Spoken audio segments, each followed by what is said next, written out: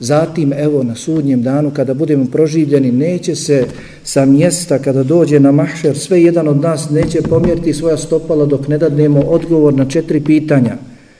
An umurihi fime ebla. Dok ne bude bio upitan u svome životu u šta ga je potrošio. O svojoj mladosti fime fna, o svojoj mladosti u šta ju je proveo, potrošio također.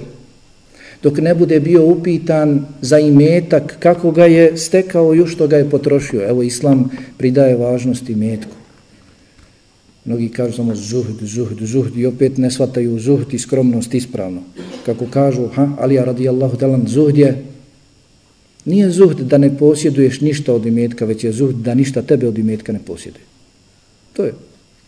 Nije zuhd da ti nemaš ništa, već je zuhd da tebe nema niko osim Allah dželle vala. Kako kažu drugi, Ibrahim ibn Edhem, rahimahullahu ta'ala i drugi, zuhd je da ti srce bude prazno dunjaluka, a ne ruke.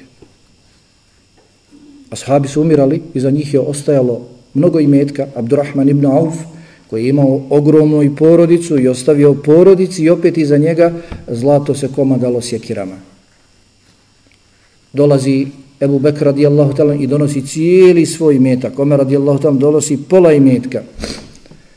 Osman radijallahu ta'ala, kada je bila bitka na Tebuku, dolazi i 300 deva sa punom ratnom opremom. On oprema, kupuje i oprema. Tada deva, danas jedan ML, Mercedes. Daje. Bili imućni, ali je njihovo srce bilo daleko od dunjaluka, prazno od dunjaluka. To su davali za svoj ahiret. Dolaze Ebu Derdau radijallahu ta'ala, kaže, gdje je kuća? Kaže, opremam drugu kuću, gradim drugu kuću. Na ahiretu gradili su kuće. Dok ne bude upitan za imetak, kako ga je stekao i u što ga je potrošio, i dok ne bude bio upitan za znanje, šta je radio s njim. Znao si šta si radio s tim